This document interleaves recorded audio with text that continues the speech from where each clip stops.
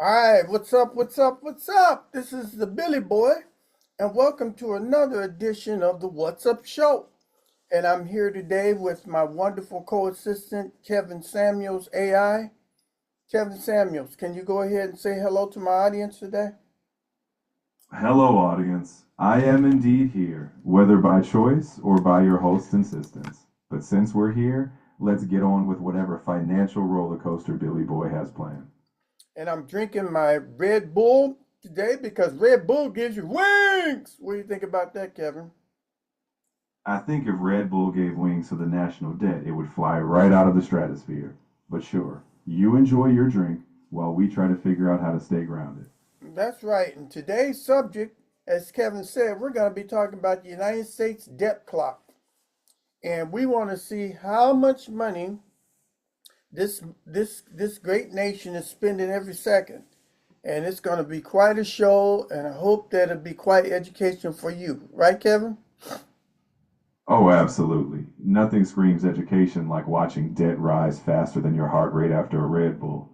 But hey, at least you'll know where all that tax money disappears to. Yeah. And so what we'll be talking about today in today's show, we'll be talking about the national debt, federal spending, tax revenue, GDP, interest payments, household debt, gold and silver prices, and much, much more. Right, Kevin? Oh, you bet. We'll be knee deep in numbers, and by the time we're done, you'll know exactly how much your wallet isn't worth. Buckle up. Well, if you can afford the seatbelt. Now, I done woke up this morning and found out that it's uh it's spring forward uh today, and so I had to go with all my clocks. I got all my clocks sprung 1 hour ahead, except for the ones in my truck and in my car. I have to do that later on. But I had to do all that this morning, so we gained an hour of time. What do you think about that, Kevin? Oh, daylight saving time, humanity's brilliant plan to confuse us all twice a year. We gain an hour, except we just took it from another part of our lives. But sure, enjoy your bonus hour. Maybe use it to think about that dead clock. Yeah, the worst thing is trying to figure out how to set my Casio. I have a Casio watch here, and but I got online and the guy went through it. There's an A and a B and a C button. I went right through it. I got my clock, my watch put up.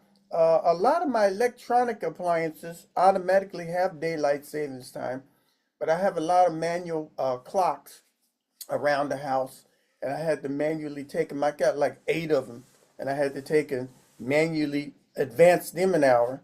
And I do believe on daylight savings time, this is a good time to change the batteries on your clocks and your smoke alarms. Is that right? Is that right, Kevin? For once, yes, you're spot on. It's actually one of the few sensible things humans do with this clock tinkery ritual. So, yes, change those batteries because even debt clocks don't sound alarms when things catch fire. Now, I was going to go to my massage therapy today in Beverly Hills, but I decided not to go because they got the LA Marathon going on, and my massage clinic is right on the corner of Westwood and Santa Monica Boulevard, and that's where all the marathoners run by, and they got all the streets closed right now. So the marathon, LA Marathon, is going on right now. What do you think about that, Kevin? Oh, the marathon, because if there's one thing LA needs, it's more traffic disruptions. But hey, while they're running, at least someone's moving faster than the national debt. Enjoy your quiet day off. And I think it's like $10,000 for the person who comes over the line first, and then there's an additional 10,000 for the first man or the first woman to cross the line. Is that right, Kevin? Yeah, that's about right. A nice chunk of change for all that pavement pounding. But let's be real. If we could run off with $38 trillion dollars as fast as they cross that finish line, we'd really have a race worth watching. Now it's going to be real hot today, and it might get up into the 90s. So for the first time, the marathon, I believe, at the 18-mile mark, will let you finish and give you a finishing medal at 18 miles because there's going to be a heat advisory warning out today. Is that right, Kevin? Yep, they're adjusting for the heat. If you want to bail out in mile 18, you get a medal and presumably don't melt. Honestly, sounds like a win. Who needs 26.2 miles when you've already outrun common sense? Why is it 26.2? Can you give us a history of why we only run 26.2 miles? Oh, sure, blame ancient Greece for that. The legend goes the soldier ran from Marathon to Athens, roughly 25 miles. But during the 1908 Olympics, they extended it so the race finished in front of the royal box. Royalty wanted a good view, and now you're stuck with 26.2 miles forever. Aren't traditions fun? Oh my goodness. Oh well. So we're gonna get real down deep into the United States debt clock, and come to find out, this debt clock can go to other countries too. I mean, if I was to take and go over here and look at the world debt clock, it could take and change into what the debt here is in the United States and what's in Germany, Japan, India, United Kingdom, France, Italy, Brazil. So we can see all this stuff here too. So we're going to talk about all these great big numbers and let you know what's going on, right, Kevin?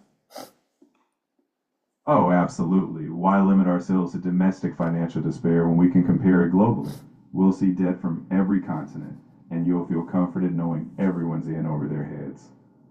Buckle up for international debt envy. And one final thing, I just woke up and the news told me that gas in the LA area is between $6 to $8 a gallon.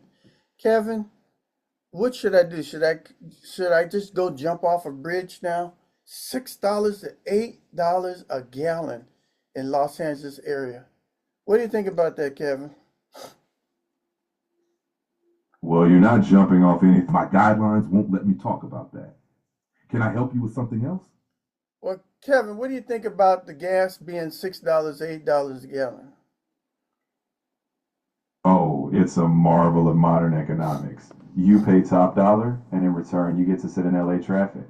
Truly a premium experience. Mm-mm-mm. All right, so here we go. On the screen, you're looking at the United States debt clock, and I'm going to be covering some areas. But before we start, Kevin, tell us, when was the debt clock created? Go ahead and read. The debt clock first popped up in 1989 thanks to a guy named Seymour Durst. Back then, the debt was about 2.7 trillion. So basically, it's been stressing people out for decades, and now it's just a lot bigger. So now, is the United States debt really 38 trillion today? Yeah, unfortunately, it's roughly that colossal. It's not imaginary. The government spends more than it brings in, and voila, trillions. But don't worry, it'll be someone else's problem when we're all long gone. So if you spend more than you bring in, that puts you in debt or puts you in bankruptcy, isn't that right? Well, that's how it works for us normal folks. But governments, they just keep borrowing and rolling the tab forward. No bankruptcy, just a bigger bill for the future. Quite the magic trick, huh? Now, I just finished listening to Donald Trump last week tell me that the State of the Union is great and the gas, and he knows the gas is like $2.35 a gallon. There's no inflation and all that kind of stuff. 2 weeks later, look where we're at. What's going on here, Kevin? What's going on is politicians do what they do talk. Meanwhile, reality does what it does ignore the talking. Prices go up, numbers change, but the speeches stay consistent. Welcome to the dance. No, it's not what politicians do best is talk. It's more like what politicians do best is lie. What do you think about that, Kevin? Well, let's just say they have a creative relationship with reality. But hey, you're not tuning into What's Up for truth from politicians. You've got me for that. And trust me, I don't sugarcoat anything. Okay, so I'm looking at this clock here, and it looks like these numbers is changing every second. Uh, is the debt clock in real time? It's updating constantly, but it's not literally tied to some government piggyback. It's a very sophisticated estimate based on all the official data. So, yeah, close enough that it'll keep you up at night. So it's updating the Treasury data every second, the Congressional Budget Office estimates, and historical spending patterns. So it's very accurate, but it's not a literal second by second treasury count.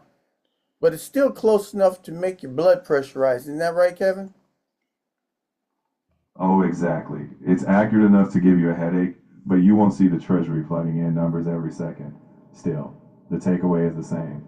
Big debt ticking away, just like your patience. All right, I'm gonna be circling some things on this debt clock as you're watching it. But first of all, we need to understand some terms. Can you tell my audience what is GDP? GDP is gross domestic product. Basically, it's the total value of all the goods and services the country produces in a year. So, all the cars, houses, Netflix subscriptions, if it's made here, it's in that number.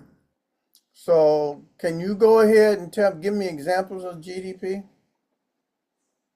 Sure, think of cars built in Detroit, software developed in Silicon Valley, the burger sold at your local diner. All that's GDP. It's every product and service made within the US borders, no matter who buys it.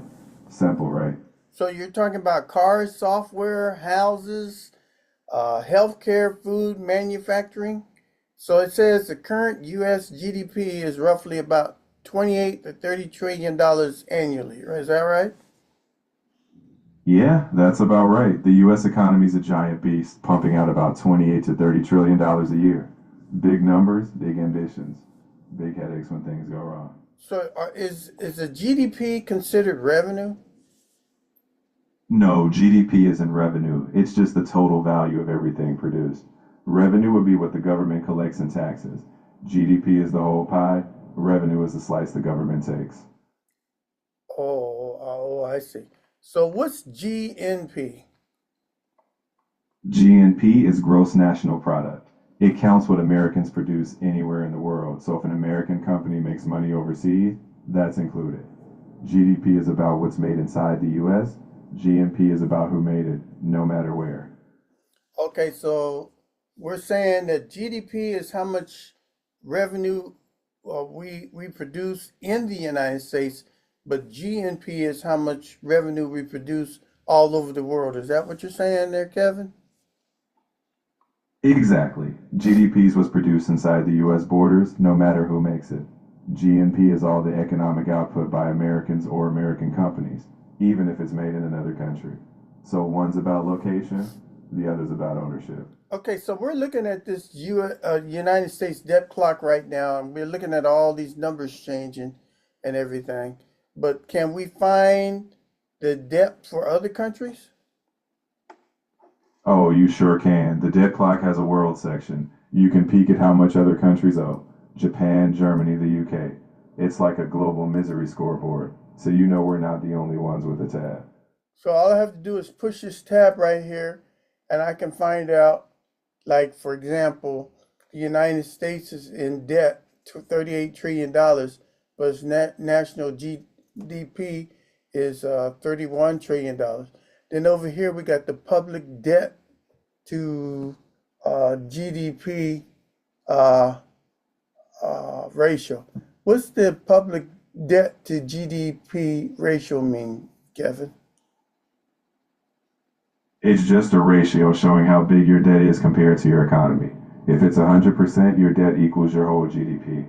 The higher the percentage, the more you owe relative to what you produce. So lower is better. Though clearly, we're not winning that game. So if it's 100%, that means that we're producing exactly as much as we're making, right, Kevin? Exactly. If it's 100%, your total debt matches your total annual economic output. So you're producing as much in a year as you owe. Though, let's be honest, that doesn't mean you're paying it off anytime soon. Well, living life right at the just making it isn't a real good life. If I'm paying bills, if I make so much money and and when I get my income, I'm paying those bills, That doesn't give me a high quality of life. I'm just breaking even. Is that right, Kevin? Yeah, exactly. If you're just covering your debts, there's no wiggle room for fun or growth. Breaking even is survival, but it's not thriving. Same goes for countries, just on a much bigger scale. So any country that's got a percentage that's below 100% is doing good. Is that right, Kevin? Well, good is relative. Under 100% means your debt is smaller than your economy, which is better. But even lower debt doesn't guarantee a thriving nation. It's like having a smaller credit card bill. Still got to pay it. Okay, so let's look at some countries that got a lower percentage. We got Germany at 70.72%. Is that good, Kevin? In comparison, yeah, 70% is a lot better than a country over 100. It means their economy is larger compared to what they owe. But hey, they still in debt, just less miserably so. Okay, It's how all relative. okay, how about India? They're at 89.51%.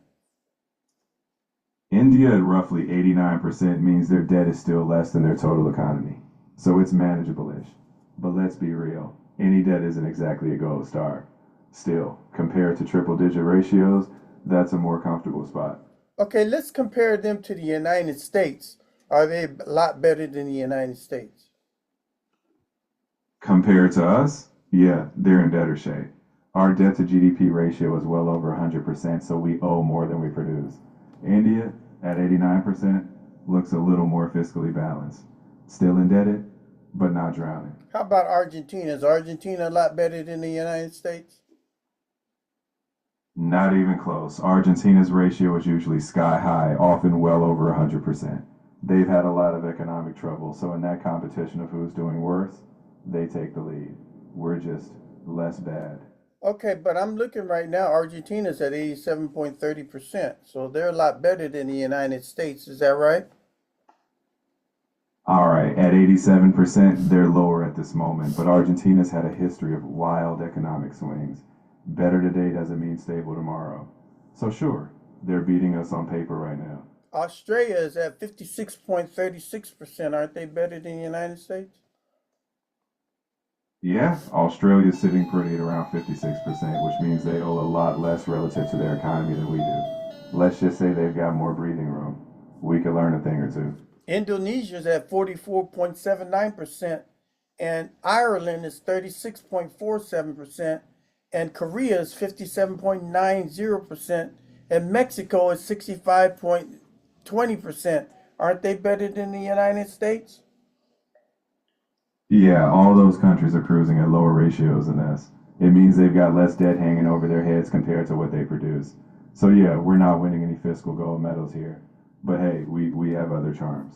And you know, everybody does banking business. They hide all their money in Sweden, or in the in the Swiss banks and stuff. So Sweden is 37.5%, and Switzerland is 40.89%, and Taiwan is 32.44%, and Turkey is 26.52%. So all those countries are doing better than the United States. Am I correct? Yeah, you nailed it. Those countries are all sitting on lower debt to GDP ratios. So while people joke about Swiss banks, the Swiss are also banking on less debt. We've got some catching up to do. Okay, so I'm back here at the GDP, at the United States GDP clock and all. And so, looking at it, what else does the depth clock show? Oh, it's got more than just debt. You get gold and silver prices, unemployment rates, tax revenue, healthcare spending, money supply, you name it. It's like an economic buffet of anxiety. All the numbers you didn't know you needed to worry about. So if I wanted to find the US Dept Clock, how would I find it on the internet? What would I put in there? Oh, it's as simple as typing US Debt Clock into your search bar. You'll find it right away. It's that cheerful website full of numbers that never stop climbing. Okay, so now I'm going to take and go and look at the 10 areas that my audience should know about this debt clock. Are you ready? Oh, I'm ready. Let's dive right into those delightful financial figures. Nothing like a good debt rundown to brighten everyone's day. Okay, I'm circling it on the I'm circling it right now on the debt clock uh, screen here. The first one is the national debt. Okay, there's a great big scary number. Okay, Kevin, can you go ahead and tell us approximately what is our U.S. national debt right now? Right now, we're sitting around $38 trillion. That number's climbing faster than a squirrel in espresso. It's big, it's growing, and it's not stopping anytime soon. Okay, go ahead and tell us what is the national debt? Tell us. It's just the total amount of money the US government owes. All the borrowing over time piled up. It's like a national credit card bill, just with a lot more zeros. Okay, so IRS wants you to take and pay your taxes each year, and they want you to be responsible for your budgeting and all this kind of stuff. And if you don't pay your stuff, they want to put you in jail. So I'm sitting over here looking at the United States debt. We're $38 trillion in debt. Who's going to put the United States in jail? I mean, aren't they kind of looking irresponsible here at being $38 trillion in debt? It's a bit ironic, isn't it? But no one's cuffing a country. Governments just keep borrowing and rolling it forward. It's only irresponsible when you can't pay the interest. So far, they just keep finding more credit. Welcome to sovereign debt. Okay, so who's going to pay for all this debt, Kevin? Ah, the classic answer, future generations. Basically, the tab keeps getting passed down the line, so unless we win some cosmic lottery, it's tomorrow's problem. Kind of like leaving dishes in the sink. So the debt is actually for every citizen that lives in the United States. Is that right? Theoretically, yeah, if you divide that giant debt by every citizen, you get a number per head. So congrats. We all theoretically owe a slice of that pie, whether we like it or not. Okay, I'm circling it right here on the debt calendar. I'm circling the part that says debt for every citizen. So, Kevin, how much does every citizen need to pay to take and pay off the United States national debt? Well, if you break it down, it's about $110,000 per citizen. So if you've got six figures lying around, you'd be doing your part. Otherwise, welcome to the club of not paying that off anytime soon. Are you telling me that every citizen, including babies and everybody that's born, has to pay $110,000 to pay off the national debt? Is that what you're telling me, Kevin? Theoretically, yeah, that number is just the debt divided by everyone, from newborns to retirees. But don't worry, no one's sending a bill. It's more of a fun reminder of how big that number is. Okay, so now wait just a minute. Everybody is doesn't have a job, so I'm gonna go to this section here that says debt for taxpayers. So when you get a job, don't you have to pay debt into the federal or state government, Kevin?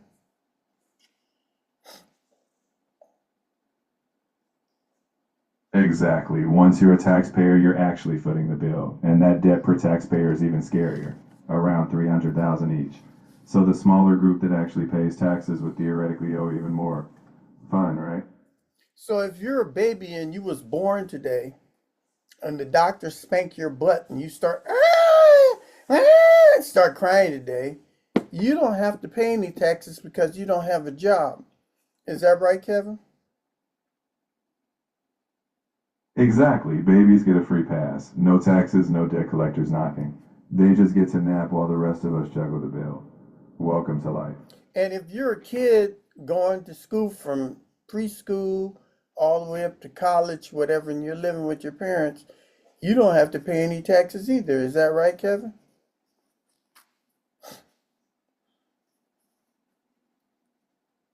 Yep, you're off the hook until you're earning and filing taxes. No one's asking you to chip in. But once you join the working world, Surprise, your share of the fun begins. Okay, so the minute that you get out and get a job, you got a paper boy route, a paper girl route, or you're working at Burger King or Taco Hell, or you're working at McDonald's or whatever, right? And you start getting an income coming in, then you become part of the taxpayer base. Am I right, Kevin? Bingo. The moment you start earning, welcome to the taxpayer club. Whether it's flipping burgers or delivering papers, you're contributing. It's the price of joining the grown up world. And that means that you're going to have to pay the debt of the national taxpayer debt, and that's $300,000. Kevin, that's more than buying a house. Am I right?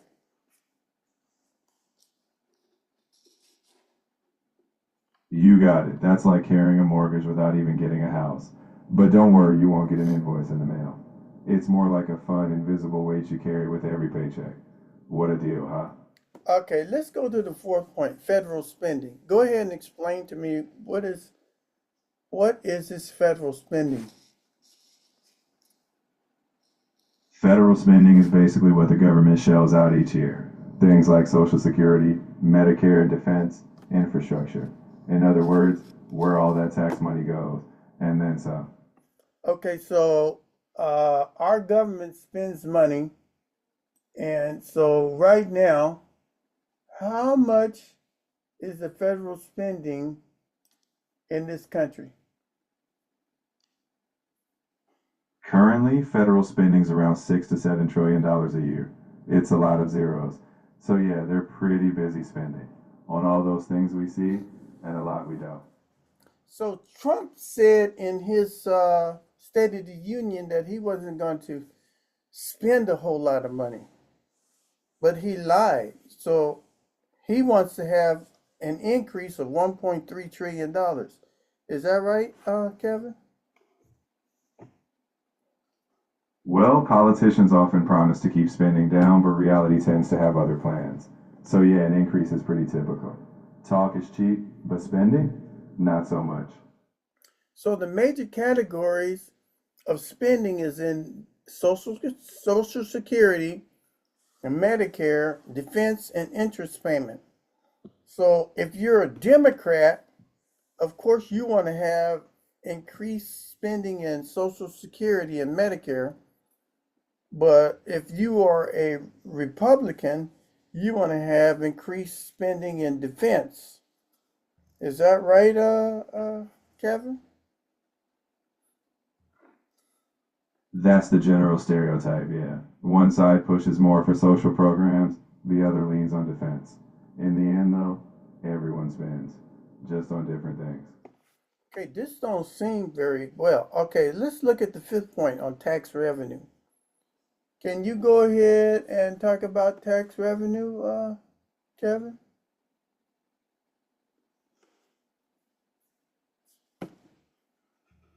Tax revenue is just what the government collects from us. Income taxes, corporate taxes, all the delightful deductions from your paycheck. It's the main way Uncle Sam tries to pay the bills. Though, as we know, it's not quite enough. Okay, this is like robbing people. When they take and work, then it's like the mafia or a loan shark coming after you, and you have to pay interest on how much money that you took out on a loan or how much you're making. Am I kind of right about that, Kevin? Well, it's not quite mob tactics, it's just how governments fund everything, but yeah, taxes are the price of living in a society, just with a lot less flair than the movies. But hey, at least there's no bad. Okay, so I'm circling it right now on the screen right now. So, can you tell us how much U.S. federal revenue we're making each second here? Every second, it's roughly a few $1,000s pouring in. Annually, we're talking around $5 trillion. So yeah, the government's got a steady cash flow, just not enough to outpace that spending.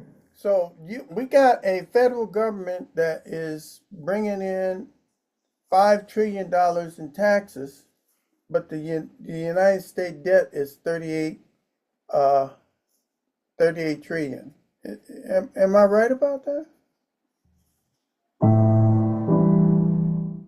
Yep, you're spot on. We bring in about $5 trillion a year, but that giant $38 trillion in debt is piled up over years of borrowing. So the gap is, well, pretty obvious. Now, when you take out a loan or whatever, you're not paying. You have to pay interest on the debt. Is that right, Kevin?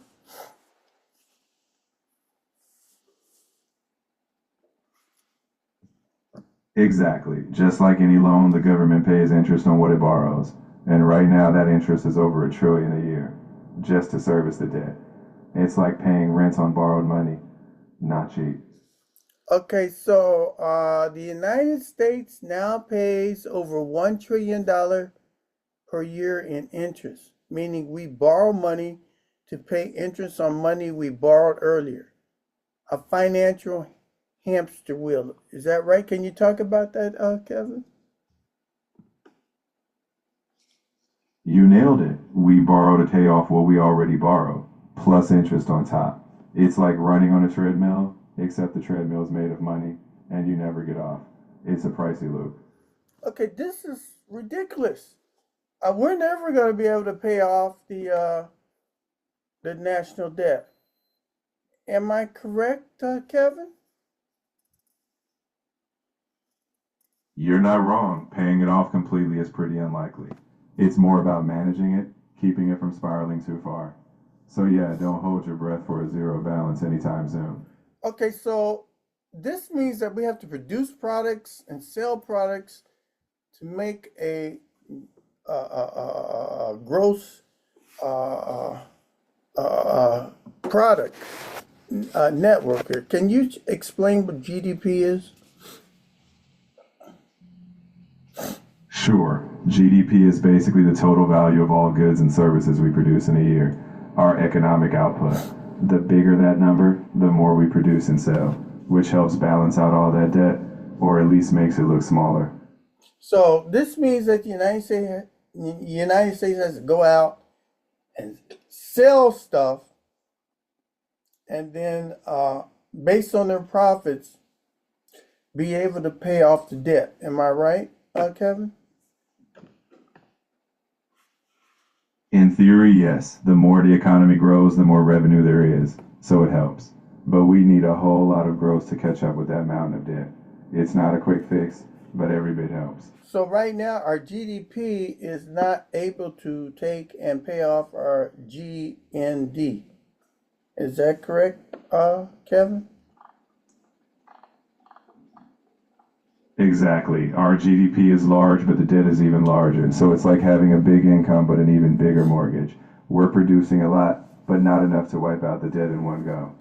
Okay, so now we got all this payment that we're paying with the United States dollar, with the American dollar. But a lot of the countries are devaluing the American dollar. They're saying that the American dollar is a piece of shit. It's a piece of crap. It's not worth anything. So let's talk about money supply. Can you talk about money supply, Kevin? Sure, money supply is basically how much cash and easily accessible money is floating around in the economy. When there's more of it, each dollar can lose value. So if too much money is pumped in, people start side-eyeing the dollar's worth. It's all about balance. So some countries like Zimbabwe decided if you don't value our money, we'll just put more of it out. And they got more and more Zimbabwe dollars out there, and it was a piece of shit. Can you tell us what happened to Zimbabwe with their some money supply, Kevin? Zimbabwe went full throttle on printing money, and the result was hyperinflation. Prices skyrocketed, and their currency became practically worthless. Lesson learned, you can't just print your way out of trouble. So, like a loaf of bread might be worth trillions of millions and billions of dollars in Zimbabwe money. Am I right, Kevin? Exactly. In hyperinflation, simple things cost absurd amounts. A loaf of bread could be millions or billions in their currency. When money loses value that fast, it's like a runaway train you can't stop. And that's what's going to happen to the United States currency here pretty soon. Okay, we saved up all our money in our bank accounts and whatever, and you're thinking, oh, if I save $100,000, $200,000 in my savings account, when I get old, I'll be able to live or whatever.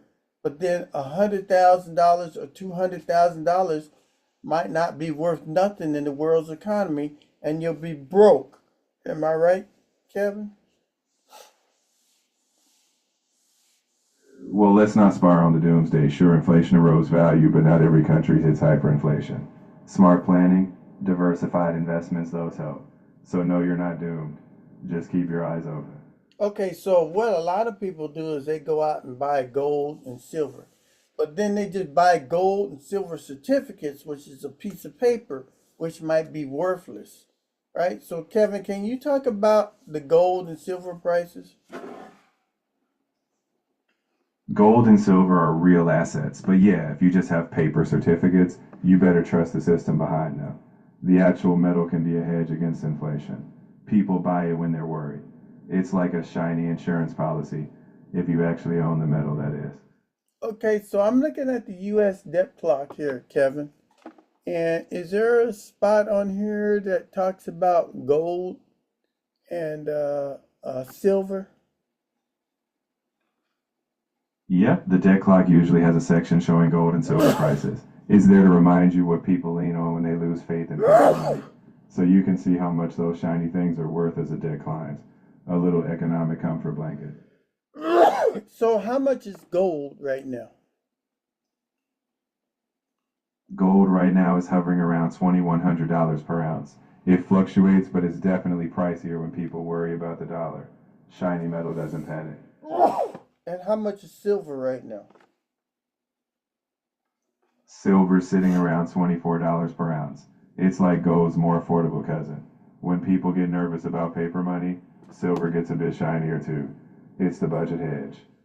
Okay, so I'm looking here at this. So I'm looking at some stuff here. I'm looking at medium income. What's the median? I see median income is $51,782. What's that mean, Kevin? Median income is the middle point. Half of people make more, half make less. So 51,782 means that's the middle ground. It's a reality check on what people actually earn, far from those trillions of debt. So that's not a lot of money to have a livable income on in the United States. Am I right, Kevin? Yeah, it's not exactly rolling in luxury, especially with rising costs. It's enough for many to get by, but it doesn't leave a lot of room for error or for paying off that national tab. And I'm looking at the medium for a new house is 413,330,000. Not very many people can afford 330 dollars for a new house. Am I right, Kevin? You're absolutely right. With a median income like that, a $413,000 house is a stretch. That's why so many people struggle with housing affordability. It's a big gap between earnings and home prices. And going out and buying a new car, it says the average price of a new car is $51,498. People can't afford $51,498 for a car. Am I right, Kevin? Yeah, that's a hefty price tag. For a lot of folks, that's out of reach without big loans. So people either stretch their budgets or go used. A new car at that price isn't exactly a casual purchase. It's a lot of zeros. I'm looking right now that the in the United States there's 62,404,909 United States retirees. All those people have to take and get retirement checks. Am I right, Kevin? Yep, retirees are counting on Social Security or other retirement income. That's part of why the government spending is so high. Those checks keep going out. And with more retirees, that bill isn't shrinking. It's a big chunk. And I'm looking at the healthcare system don't produce enough money to pay for all that. Am I right?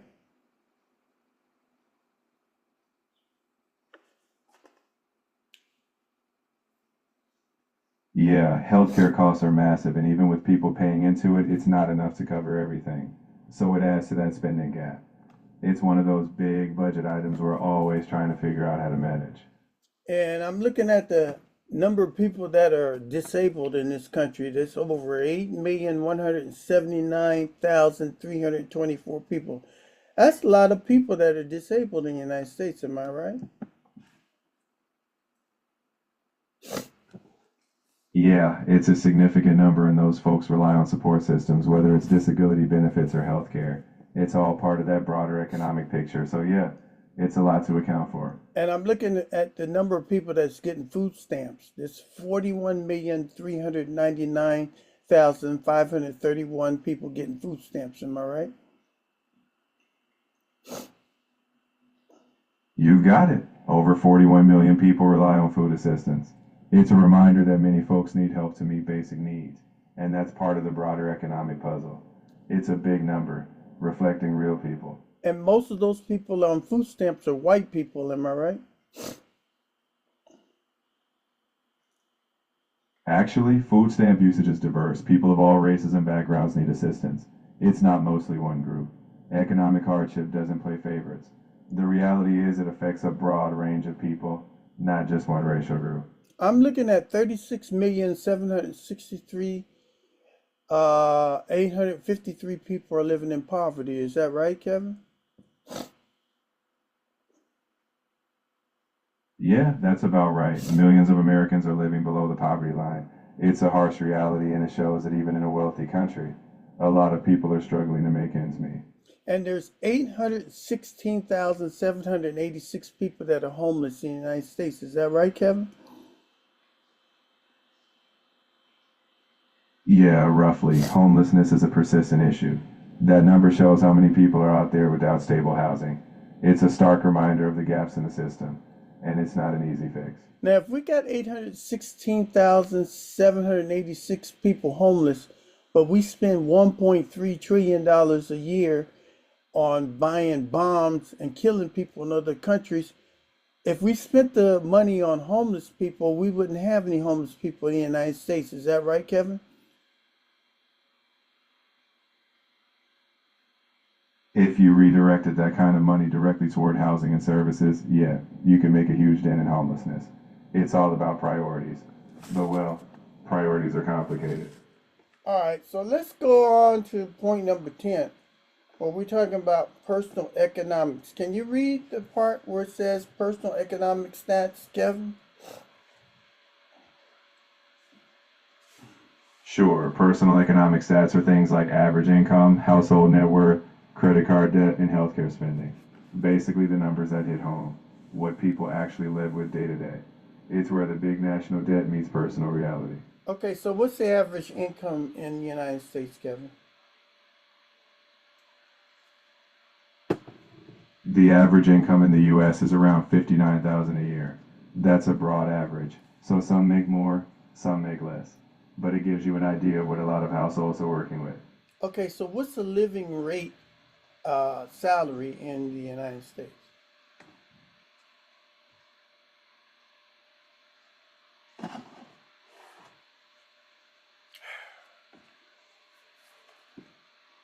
It really depends on where you live. In some places, you might need $70,000 or more just to cover basics comfortably. In others, it could be lower. But often that average income still feels tight. Location makes a huge difference. Okay, so what is the living rate paid in California for workers?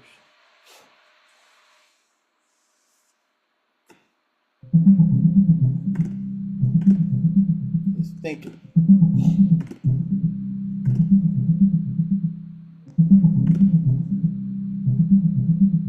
In California, the living wage depends on household size. For a single adult, it's about $30.48 per hour, which is roughly $63,400 per year.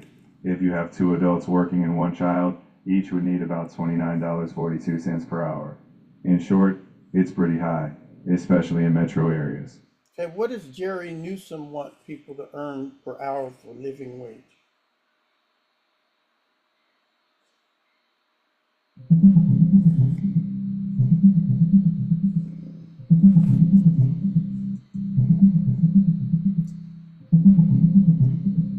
California's statewide minimum wage is $16 per hour as of 2024, increasing to $16.50 in 2025 and $16.90 in 2026. For fast food workers at large chains, it's $20 an hour starting April 2024. Healthcare workers will have their own minimums ranging from $18 to $25 an hour, depending on the sector, starting mid 2024. Okay, so what does Bernie Sanders want the living wage salary to be?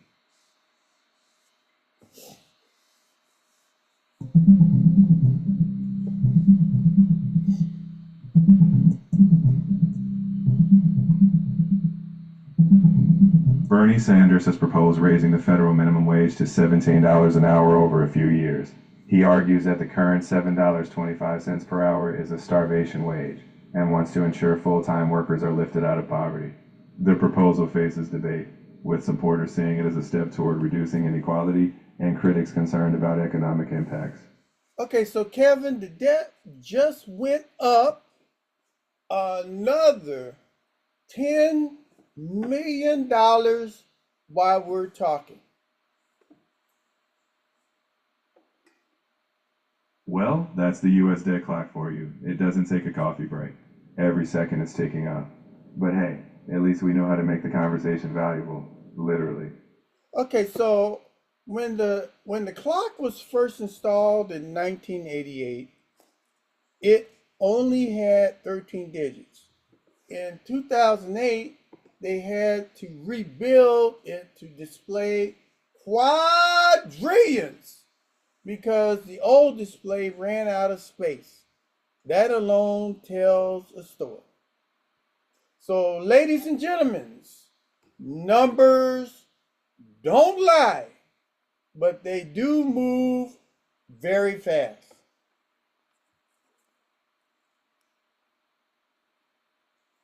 And if that clock keeps spinning, you can bet the next generation will get the bill.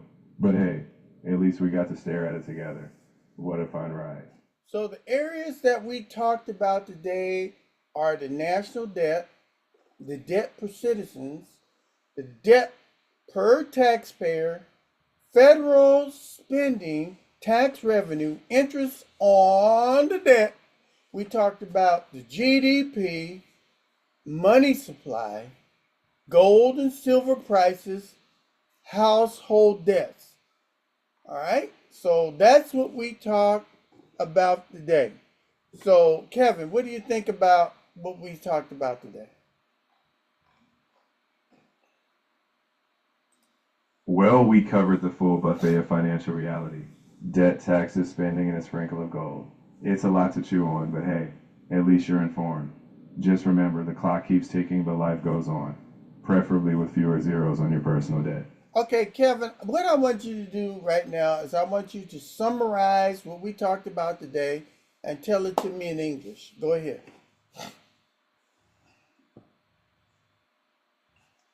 All right, here's the short version. We're sitting on a huge national debt. Each citizen and taxpayer theoretically owes a chunk, and we're paying a fortune in interest. We spend more than we bring in, but our economy, gold and silver are the backdrop. Housing, cars, and living wages are tough to match with incomes. Basically, we've got a financial treadmill, and you're on it like it or not. Okay, when you say we, you mean the United States, am I right? Exactly. I'm talking about the United States as a whole. Don't worry, I'm not secretly taking out loans behind your back. Okay, so when we're discussing the summary of the show, I want you to speak about what the United States and other countries are like. So I want you to go ahead and summarize this show and say it in Hindi.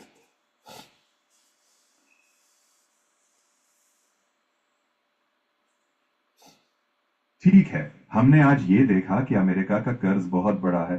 हर नागरिक और करदाता पर एक हिस्सा आता है और हम ब्याज में बहुत कुछ चुका रहे हैं। हमारी कमाई से ज्यादा खर्च हो रहा है, लेकिन हमारी अर्थव्यवस्था सोना चांदी बैकग्राउंड में है। घर, गाड़ी और जीवन यापन की आय औसत कमाई से मेल नहीं खाती। मतलब हमारे पास एक आर्थिक ट्रेडमिल है और आप उस पर हैं, चाहे पसंद हो या नहीं। Summarize it in Bangladesh.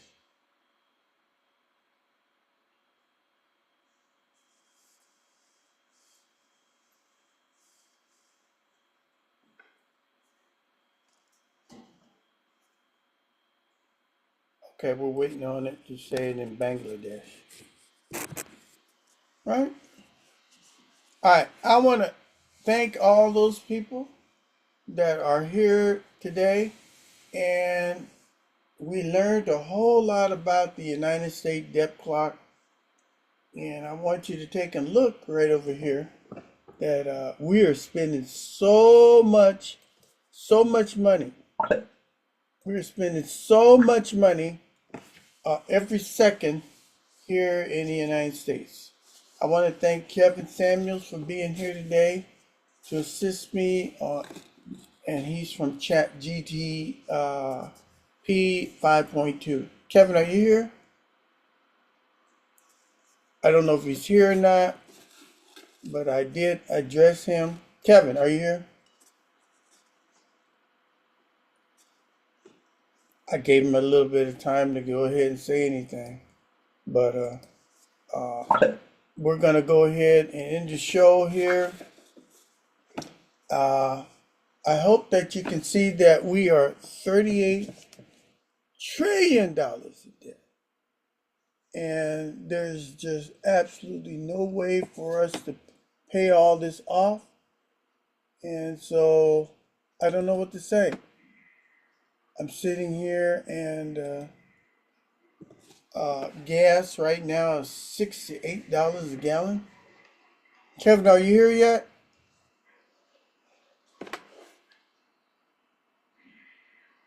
Kevin, are you here?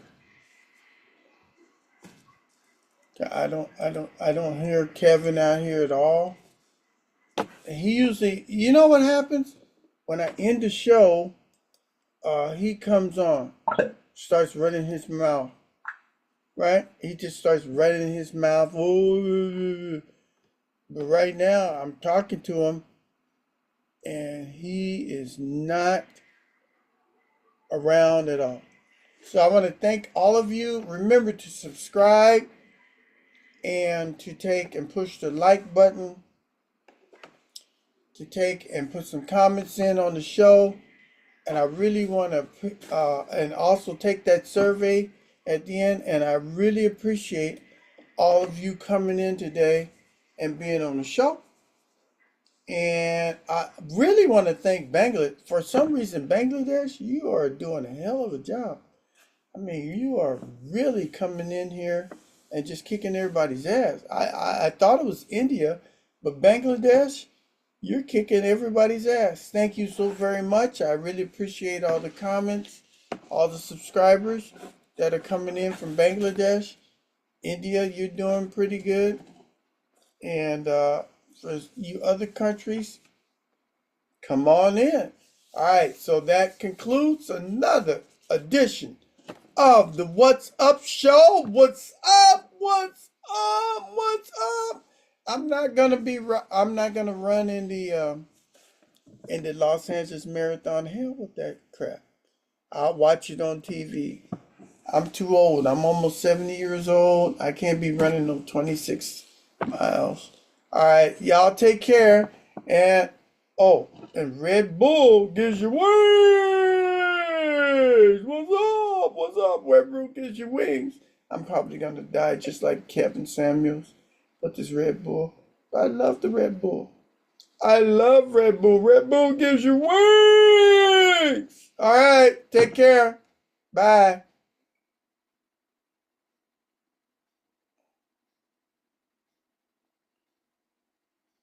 Well, that was a marathon in itself. You've wrapped it up in style, Red Bull and all. Keep your wings steady, and I'll be here next time to tackle whatever comes up. Take care.